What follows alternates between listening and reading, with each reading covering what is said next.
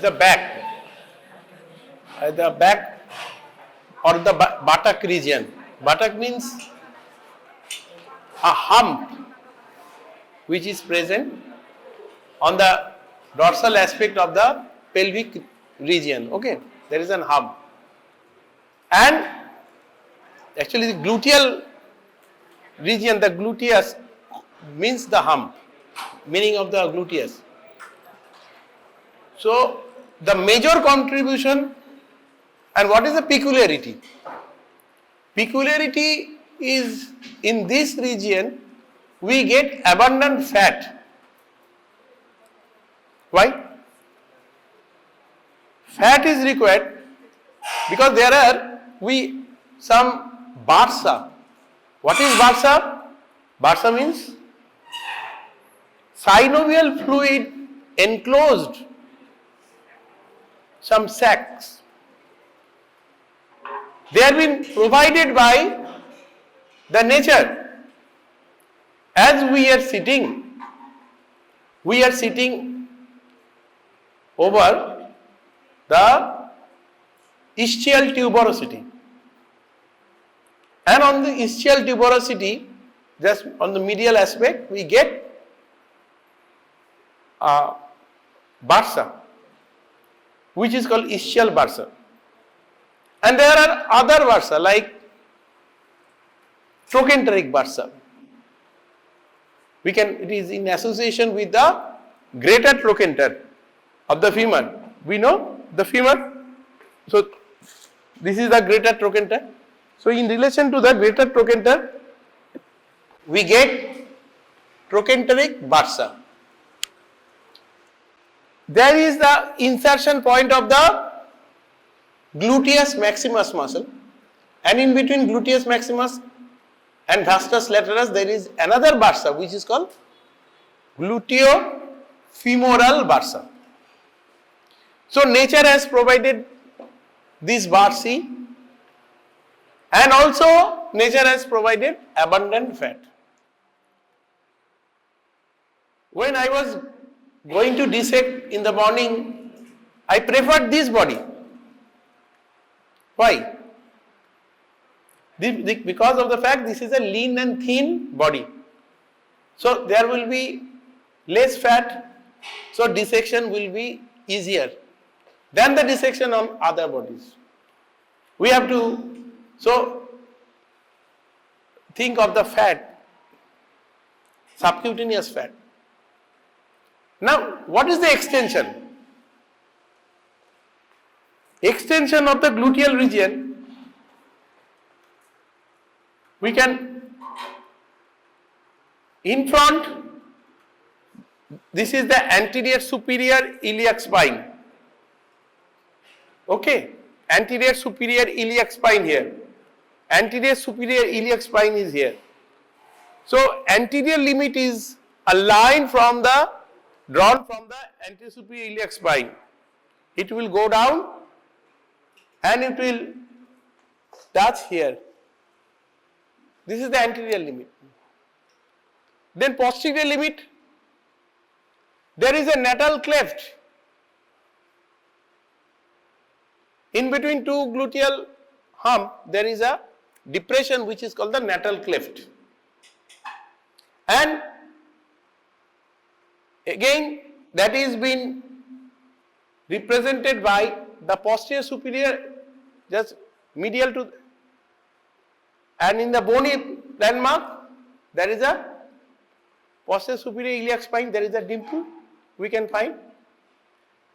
And if we go medially, then we can get the natal cleft. Above, this is the iliac crest is the above limit. Below, there is a gluteal fold on either side. But this, why this gluteal fold is present? The skin is, their skin is adherent with the subcutaneous tissue at that point. So we can get a gluteal fold. But this gluteal fold never corresponds with the lower limit of the big and very important muscle, that is the gluteus maximus, which has got maximum number of fibers. So it is called gluteus maximus. Then we will get underneath, if we cut the gluteus maximus, we can encounter other gluteal muscles, that is gluteus medius, and in a deeper plane we will get the gluteus minimus.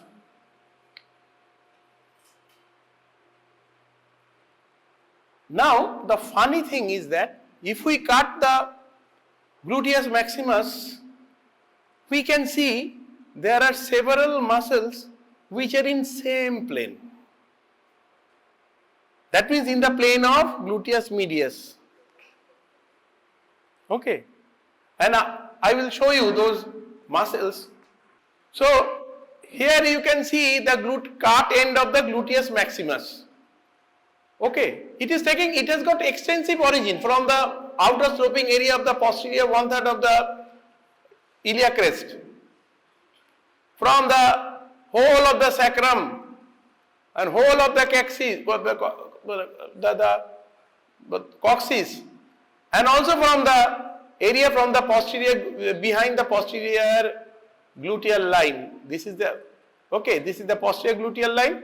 So this area is for the gluteus maximus. So, and it is inserted where we know there is a thickened fascia. Deep fascia is thickened on lateral side. Nature has provided this thickened fascia on lateral side.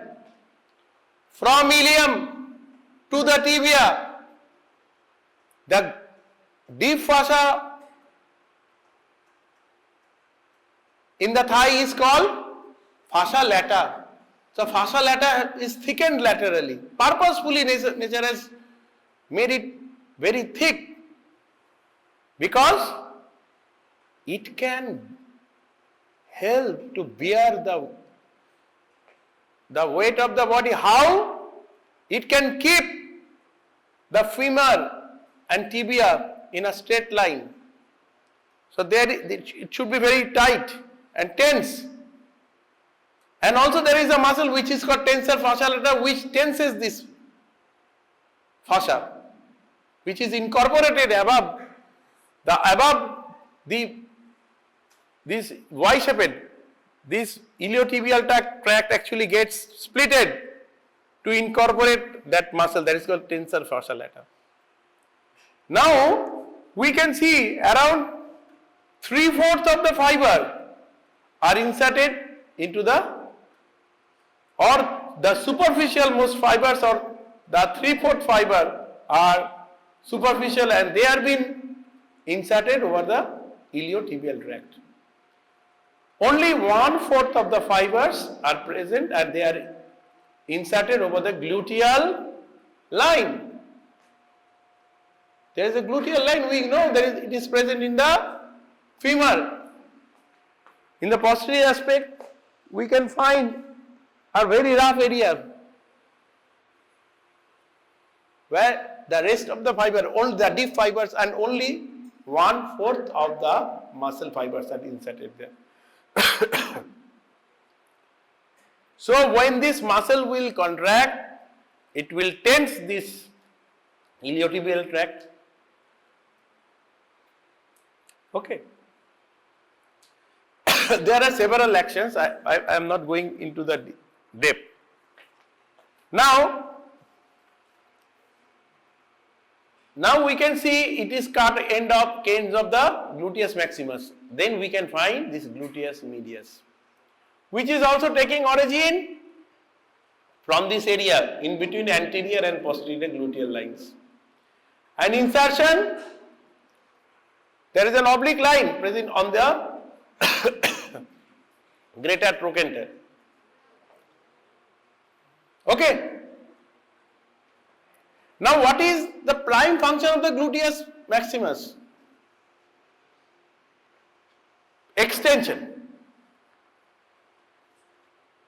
and lateral rotation of the thigh. When a person with the shoulders are running, this action is continuously needed, and at that moment that gluteus maximus muscle is in action. Now this is the gluteus medius. It is inserted here. So it has also, it will cause abduction. But by virtue of its insertion at this point, it can cause medial rotation. And most insight we can get, if we cut the gluteus medius muscle, then we can see this gluteus minimus, which is a bit inserted in front, and it is taking origin from the area below this. We know this is anterior and inferior gluteal line. From here it is taking origin and it is inserted over this area. So it will cause abduction and medial rotation. Now, if we cut the gluteus maximus, this is the fibers of the gluteus maximus we have removed, we can see so many muscles in same plane. From above below, okay, this is, sorry, here we cannot see the gluteus maximus, the gluteus medius is also been cut. We can see several muscles. One is piriformis, then we can find a tendon like the muscle tendon. The muscle becomes tendon here. In the cadaver you can see that is absolutely, we can find the tendon. It is the tendon of obturator internus. Above obturator internus we are getting one muscle, below that another muscle. That is a gemellus superior, gemellus inferior. And below that area we can get the quadratus femoris. So many muscles we can see. Now this muscle is called the piriformis. This is called the key muscle of that gluteal region. Why? This piriformis muscle is taking origin from a ventral aspect of the sacrum. Second, third and fourth sacral bars are there. E-shaped origin is there. When you will go through the abdomen and pelvis, you will see this muscle. When you will read the sacrum, okay, sacrum, you can see this E-shaped origin of the obturator internus. So this muscle is coming out and it is inserted here. This muscle is called key muscle of the gluteal region because of the fact some structures will come out above this muscle and some structures, very important structures like vessels and nerves, some vessels and nerves will come out above this muscle and some vessels and nerves will come out below this muscle. So by identifying this muscle, we can search the superior gluteal vessels and nerves and inferior gluteal vessels and nerves, and very important nerve, that is the sciatic nerve, posterior femoral cutaneous nerve. We can find also the PIN, pudendal nerve, internal pudendal vessels, and nerve to obturator internus. We can find, you can see it here also. We have dissected. Okay. Now, here we can see one ligament. This ligament, this is originating from the sacrum and it is inserted here. So, sacrotuberous ligament, and also it is inserted in the posterior part of the iliac crest. So, as a whole, this forms a ligament which is called sacrotuberous ligament. And from the another ligament we can find here which is transversely oriented from the ischial spine to the sacrum, which is called sacrospinous ligament. So this sacrospinous ligament and sacrotuberous ligament, here it is clear, it divides this opening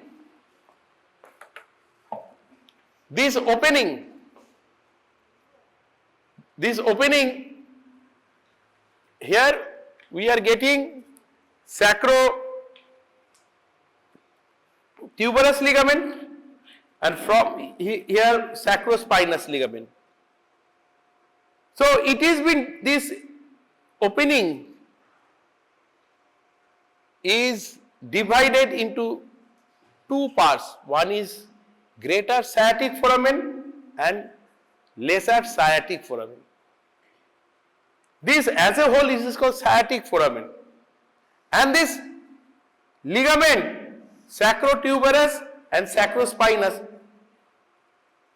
divides this space into one foramen above, that is the greater sciatic foramen, and below, that is lesser sciatic foramen. All these structures, piriformis, superior gluteal vessels and nerves, like sciatic nerve, they are, all these structures are coming above, so coming out through the greater sciatic foramen, and it is coming out. Some structures are coming out from the greater sciatic foramen, from the pelvis, through the greater sciatic foramen. They rest over the ischial spine and then enter into the lesser sciatic foramen. There are only two structures. There is pudendal nerve and internal pudendal vessels. They are coming out from the greater sciatic foramen and resting over the ischial spine. They are entering into the lesser sciatic foramen. They are called, as a whole we can feel we call it as a pin structure from medial to lateral, pudendal nerve, internal pudendal vessel and up to obturator internus. Among them only pudendal nerve and internal pudendal vessels come out, and it again enters into the lesser sciatic foramen and ultimately enters into the perineum. Pudendal nerve, which supplies the genital organ, genitalia. Very important nerve, we can see it here. So what I want to impress on your mind, that is that this is the greater sciatic foramen and this is the lesser sciatic foramen. And through the greater sciatic foramen, through this greater sciatic foramen, this piriformis muscle is coming out. You can see this piriformis muscle. Now, here we can see these three tendons nicely. You can see these three tendons, the three muscles, that is gemellus superior, gemellus inferior. This is obturator internus, which becomes, when it goes on the lateral side, it becomes tendinous. So in the next slide, we can see it nicely. That is the gemellus superior, gemellus inferior, and this is the obturator internus. And below this level, we are getting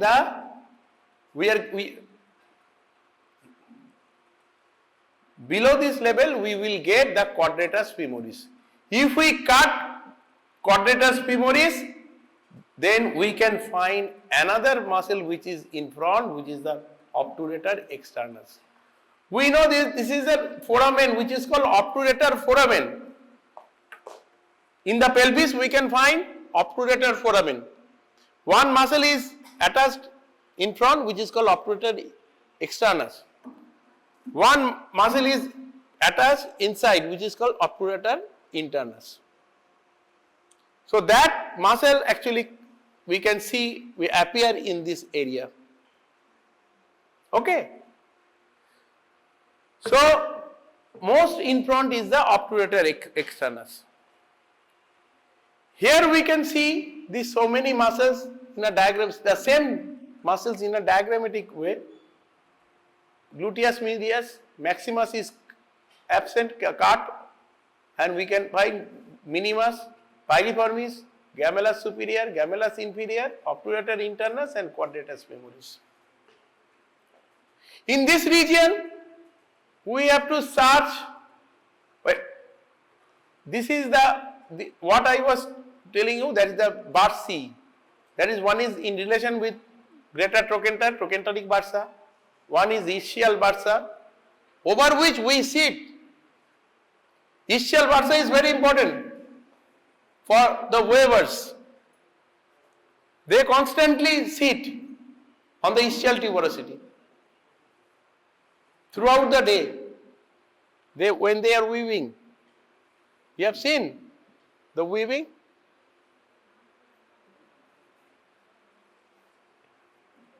In Bengal, it is very, we can appreciate in some places like in,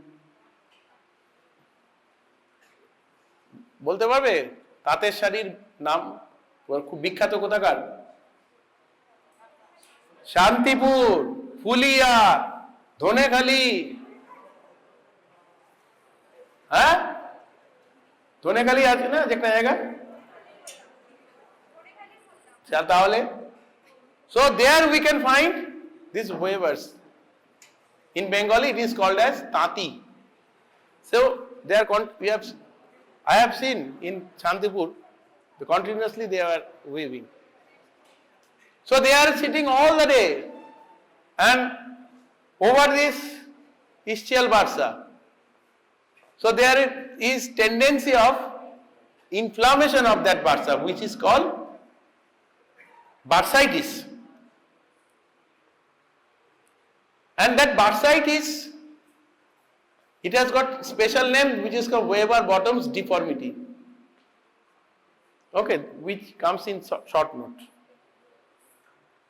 Now, another bursa we can find in between the insertion of the gluteus maximus and the vastus lateralis, which is called gluteofemoral bursa. There are several conditions where this bursa gets affected, which is called bursitis. If you are traveling constantly, you are moving up and down in a staircase with overloaded bag and baggages, there might be affection of the trochanteric bursa and also the gluteofemoral bursa. So we can get. Leave it. Now, this is actually the affection of the particular nerve, which is called superior gluteal nerve, which supplies the gluteus medius and minimus, which keeps the pelvis in straight position when the the body is unsupported. So it drags the pelvis and keeps the iliac crest in a same line. But when this muscle or the nerve is affected, so when we will lift up the leg, it will sag down. So this is called, we can see, here we can see there is a sagging of the pelvis on the unsupported. This is a normal case. In case of normal, where the superior gluteal vessels and nerves are intact, the muscles are acting from below and there is no sagging.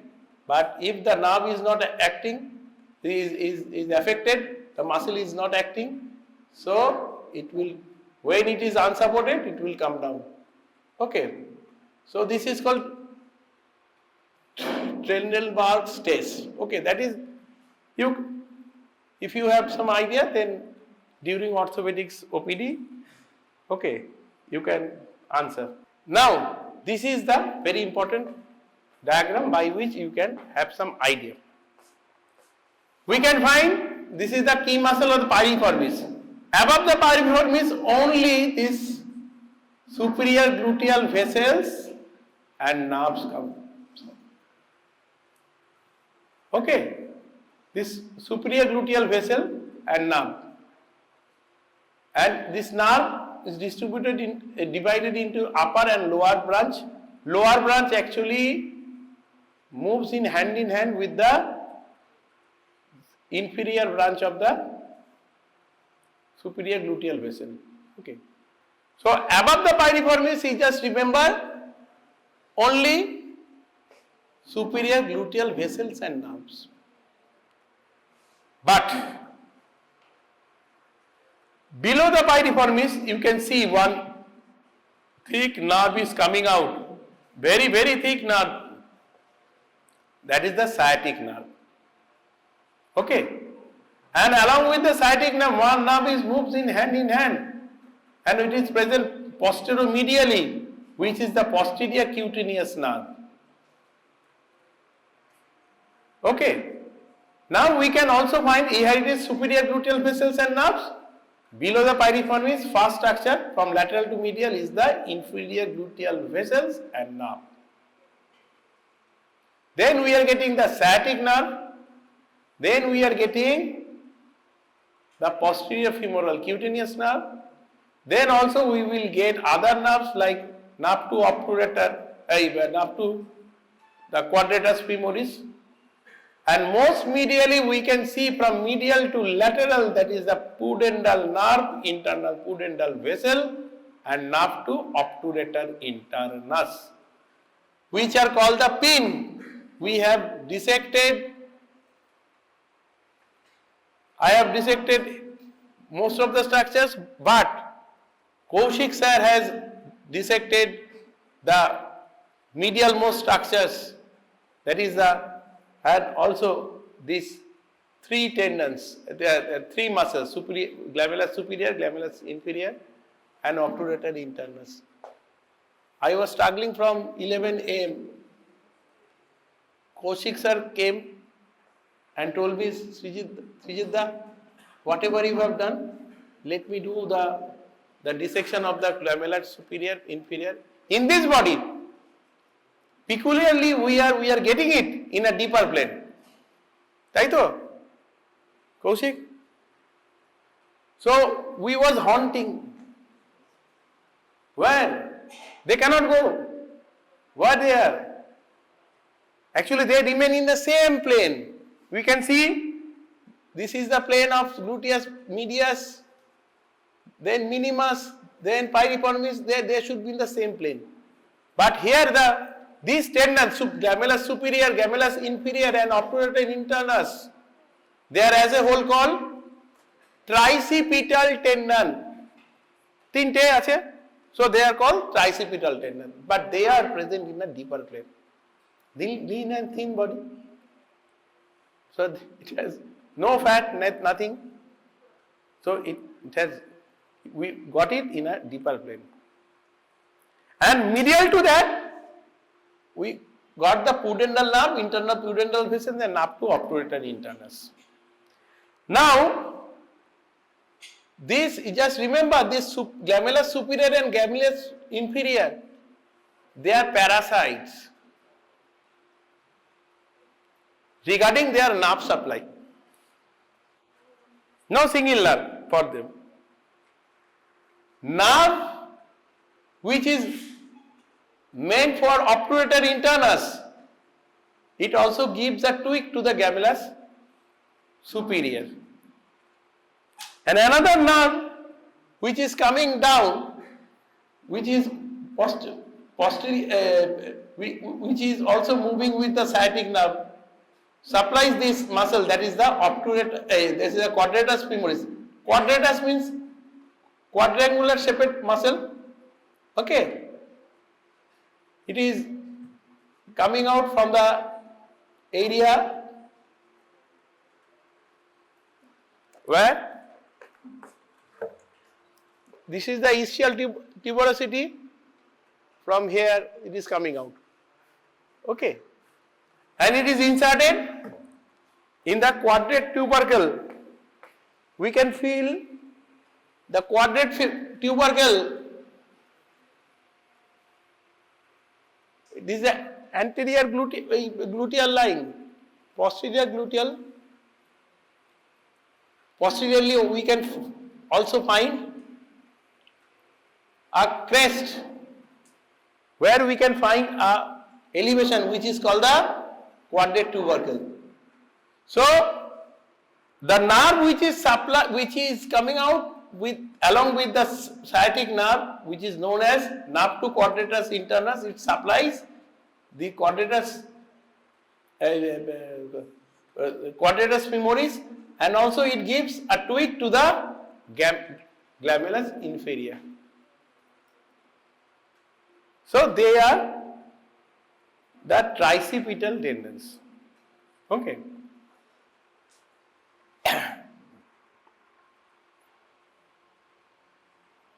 Here diagrammatic representation: superior gluteal vessels and nerves, inferior gluteal vessels and nerves, and the rest sciatic nerve and this artery which is supplying this nerve. Okay, we can find a black structure, that is the arteria nervi ischiadici. Okay, which supplies the sciatic nerve. You have some experience when you sit for prolonged time. Okay. After that, when you come up and you try to stand, there is tingling sensation. In Bengali, it is called jhiji dhoreche. Jhiji, tingling sensation. Because of the fact, this artery, inferior gluteal vessels and nerves, and also this arteria sciatica nervi ischiadici gets compressed. So there is a peculiar sensation which is called tingling sensation. In Bengali it is called jhiji.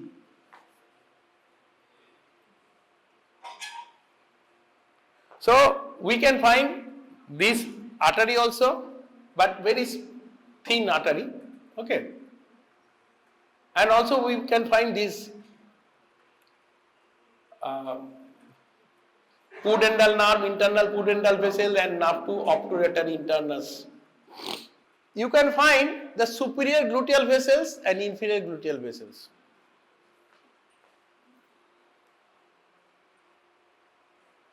There is a paradox. Your gluteus maximus, it should be supplied by, what is your common notion? Superior?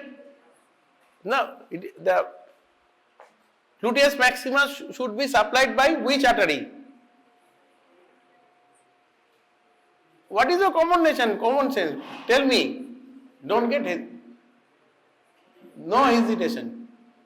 Common sense is, common notion is, why should be by the superior gluteal vessels, and gluteus medius and minimus, they will be supplied by inferior gluteal vessels. But paradox is, no. Though it is maximus, it moves hand in hand with inferior quality persons. Banglaয় বলে উত্তম নিশ্চিন্তে চলে অধমের সাথে, তিনি মধ্যম যিনি থাকেন তফাতে, বলে তো? So here what we get, the gluteus maximus, though it is a maximum muscle fiber, it is been supplied by inferior gluteal vessels and nerves, which is that inferior gluteal vessels and nerves are coming below the piriformis, whereas the superior gluteal vessels and nerves, they supply the medius, minimus, and also the inferior gluteal nerve also supply the the another muscle which is taking origin from the outer aspect of the iliac crest, that is from anterior iliac spine and 5 centimeter behind up to that area. That is the tensor fascia lata. That is been also supplied by inferior gluteal nerve. So inferior gluteal nerve not only supplies the gluteus medius and minimus, also it is going, we can find this nerve is going in front too far. There we will get the tensor fascia lata. Okay. So we will see all these structures now. Okay.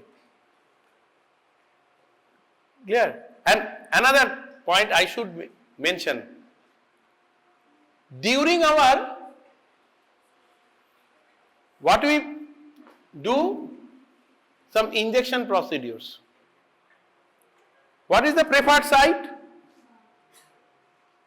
The preferred site is here, not here. If we divide this gluteal region with a cross, one vertical and one horizontal one.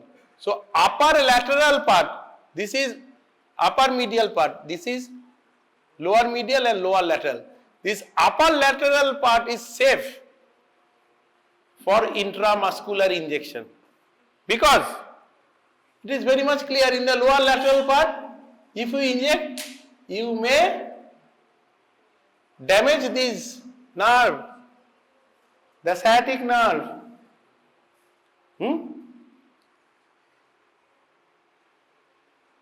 This is the upper medial part. You may enter into the sciatic foramen. Should not be done. Avoid. So only the upper lateral part is the preferred site, and mostly this gluteus medius is punctured. In some patient, the lean and thin person like this, they have got very poor muscle mass in deltoid. So if we try to inject, what will happen? We may touch the bone, the periosteum. So there might be osteomyelitis, inflammation of the bone. So here we are getting a good muscle mass even in the lean and thin person. You can see the gluteus maximus, the fibers are there. Gluteus medius, the fibers are there. So it is the upper lateral part is for the intramuscular injection. Okay.